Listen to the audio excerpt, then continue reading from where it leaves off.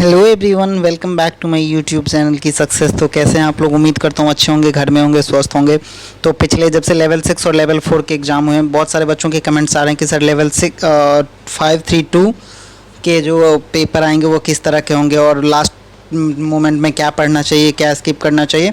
तो आज मैं आपको सारे क्वेश्चनों का आंसर देने वाला हूँ कि आपको अभी कौन सा बुक पढ़ना चाहिए, क्या रिवीजन करना चाहिए, आपका लास्ट 25 डे में स्ट्रैटेजी क्या होना चाहिए ताकि आप एक अच्छा स्कोर कर पाओ जो आपके। और आपको पता है कि लेवल 5 में कुछ पोस्ट ऐसे हैं जिनमें आपको सीधे जॉब होने के चांसेस पूरे सीधे, मतलब आपने अच्छा स्कोर किया और आपके सीधे जॉब है। इसमें कोई एक्स्ट्रा कुछ टाइपिंग वगैरह नहीं। कुछ पोस्ट ऐसे हैं कि आपने अगर CBT 2 में अच्छा स्कोर किया तो आपके सीधे जॉब हो जाएंगे। तो सबसे पहले जो मैं आपको प्रेफर करूँगा, अभी लेवल 6 और लेवल 4 के जो पेपर हुए हैं, सबसे पहले आपको करना क्या है कि 2 शिफ्ट हुए हैं लेवल 6 में और लेवल 4 में 1 शिफ्ट।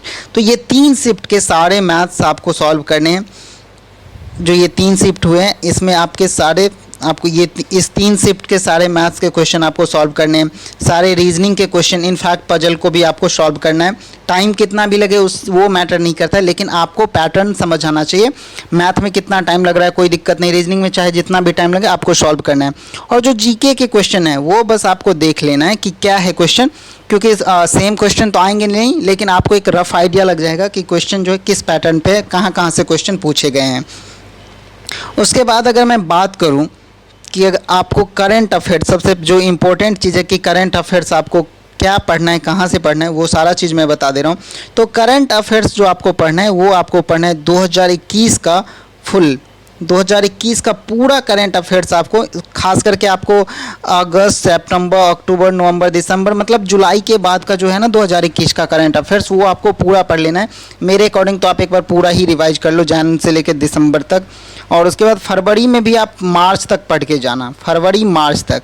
तो करंट अफेयर्स आपका हो गया 2021 पूरा फुल। और उसके बाद 2022 में आपको मार्च तक, इनफैक्ट फरवरी तक तो पढ़ के जाना ही जाना है, मार्च तक आपको पढ़ के जाना है करंट अफेयर्स। तो ये आपके करंट अफेयर्स हो गए।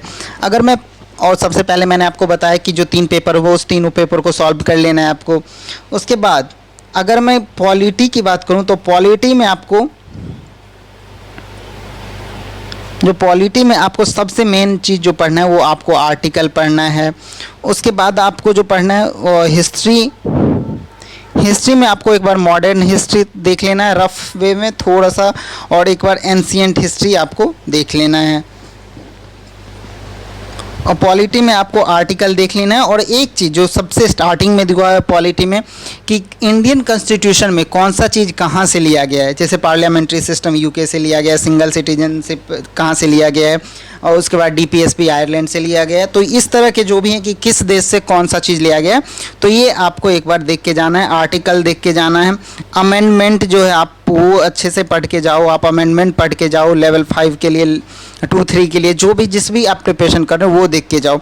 अगर मैं मैथ्स की बात करूं तो मैथ्स में आपको सबसे जो फोकस करना है वो CI SI, profit and loss. उसके बाद जो अभी आपको पढ़ना है time and work, profit loss, CI SI, time and work, ये सारे एक मीन, मीडियन, मोड, ये टॉपिक को भी आपको कवर करके जाना है। उसके बाद जो आपको कवर करके जाना है वो थोड़ा सा आपको एवरेज का पार्ट आपको कवर करके जाना है।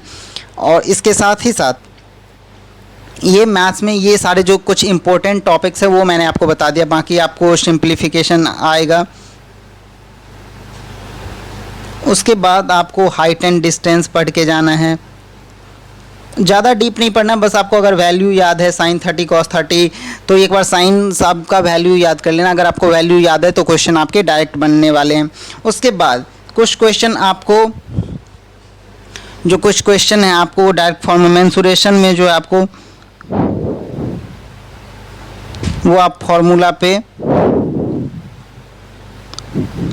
फार्मूला बेसिस है, तो आप बस फार्मूला रट के जाओ, आपके क्वेश्चन बहुत आसानी से सॉल्व हो जाएंगे। लाइक 4/3 पाई आर क्यू होता है गोला का आयतन, तो इस तरह से शंकु का संपूर्ण पृष्ठ क्षेत्रफल pi r l plus pi r square. इस तरह से आप अगर डायरेक्ट नॉर्मल अगर फार्मूला याद करके जाते हो तो आपके सारे क्वेश्चन बन जाएंगे, मैथ्स में कोई दिक्कत नहीं आएगा। उसके बाद अगर मैं बात करूँ जीके में, मैंने बता ही दिया पॉलिटी, हिस्ट्री और उसके बाद करंट अफेयर्स के लिए मैंने बता ही दिया है।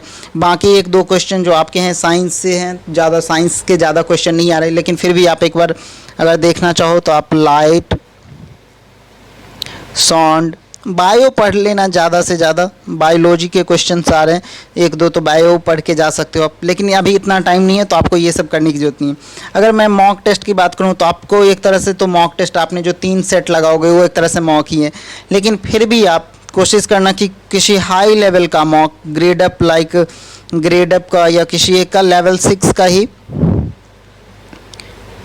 अगर आपके पास ग्रेड अप है तो ग्रेड अप, या फिर टेक्स्ट बुक का भी लगा सकते हो। लेकिन थोड़ा सा टफ डिफ़िकल्ट शिफ्ट जो लगे वो आप देख लेना कि जो एक डिफ़िकल्ट शिफ्ट हो वो लगा के जाना।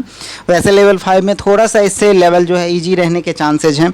उसके बाद मैंने आपको एंशिएंट हिस्ट्री बता ही दिया, और जो आपको पढ़ के जाना है वो आपको पढ़ के जाना है बुक एंड ऑथर, पुराने टाइम के जो भी बुक एंड ऑथर है वो पढ़ के जाना है। तो ये सारे चीज़ आप अगर कर लोगे तो आपके पेपर बहुत ही अच्छे जाएंगे। रीजनिंग में मैं अगर बोलूँ तो रीजनिंग में आप लोग पजल देख लेना, पजल करके जाना। और सबसे इम्पोर्टेंट चीज़ कि पेपर को अटेंड कैसे करें, तो सबसे पहला काम करना आप लोग कि जो भी क्वेश्चन आप देखना कि 3 से 4 लाइन में है, उस क्वेश्चन को पहले स्किप करना। उस क्वेश्चन को पहले स्किप करना आपको। 1 लाइनर जितने भी क्वेश्चन हो, वो मैथ्स के, जीके के, रीजनिंग के, जैसे मतलब सिलॉग कर सकते हो आप, उसके बाद एनालॉजी वगैरह जो भी होता है वर्ड बेस वो कर सकते हो। तो जो भी लगे कि 1 लाइनर है, टाइम कम लग रहा है, उस क्वेश्चन को आपको पहले करना है, चाहे वो मैथ हो, रीजनिंग हो, कोई भी क्वेश्चन हो। जीके में तो कोई बात नहीं, जीके में तो आपको पता है कि जो आ रहा है, नहीं आ रहा है, नहीं आ रहा है। और हाँ, निगेटिव को बहुत कम करना है, निगेटिव बहुत कम करना है, क्योंकि इस बार आपको पता है कि नॉर्मलाइजेशन नहीं है, तो परसेंटाइल बेसिस अगर नॉर्मलाइजेशन होता है तो उसमें आपको, वैसे तो नॉर्मलाइजेशन होने से, अगर नॉर्मलाइजेशन होता भी है तो परसेंटाइल बेसिस पे, अगर आपने ज़्यादा गलती की हो तो आप बहुत पीछे हो जाओगे। तो इन चीज़ों का ध्यान रखना है। सबसे पहले ईजी क्वेश्चन को अटैम्प्ट करना है, जो डिफ़िकल्ट क्वेश्चन है, जो लंबे लंबे क्वेश्चन है, उसको लास्ट के लिए अगर आपके पास टाइम है तो आप कर सकते हो। अगर मैं जॉब की बात करूँ तो अगर पेपर का लेवल जिस तरह से आ रहा है, तो मैं लेवल 5 की भी बात करूं तो अगर 90 to 100 अटैम्प्ट करने के बाद आपका स्कोर अगर 85 to 90 के बीच में या फिर 80 to 85 के बीच में आएगा तो आपके जॉब होने के चांसेस हैं। लेकिन रिस्क नहीं, अगर पेपर थोड़ा सा लेवल लो आया तो 85 to 90 अनरिजर्व कैटेगरी के लिए सफिशियंट होगा जॉब के लिए। उसके बाद अगर मैं ओबीसी की बात करूं लेवल 5 में तो ये 80 मतलब यहाँ पे 2 नंबर आप कम कर सकते हो, तो यहाँ पे आप 82 to 87 के बीच में। आपका EWS की बात करूँ तो ये भी 80 to 85 के बीच में आराम से, मतलब ये मेरिट लिस्ट का जो कट ऑफ है इतना के आसपास रह सकता है अगर पेपर का लेवल थोड़ा सा लो गया तो। नहीं, अगर लेवल 6 के तरह रहा तो फिर आपको पता ही कि कट ऑफ कम जाने के चांसेज हैं। और लेवल 6 में वैसे भी मतलब 24% के आसपास मतलब बच्चे एब्सेंट थे, और आपको पता ही है कि 8 टाइम्स बुलाया जाएगा, तो फिर मतलब हर दूसरे बच्चे का सिलेक्शन होना है और मतलब साइको के लिए, उसके बाद मेरिट बनेगा। तो ये था, मतलब इस तरह से आप अपने करंट अफेयर्स को अभी आप सबसे पहला काम कीजिए कि जो भी आप जहाँ से भी पढ़ रहे हैं ना, दिन रात 1-1 घंटे क्लास वगैरह लेना बंद कर दीजिए। वो मैंने आपको पहले ही बताया। तो अभी मॉक टेस्ट अगर मिले आपको ग्रेड अप का तो लगा सकते हैं, डिफ़िकल्ट शिफ्ट देख के, और डिफ़िकल्ट मतलब जो आपको देखना उसमें दिया रहता है टॉप मोस्ट टफेस्ट शिफ्ट, तो वो लगा सकते हो आप।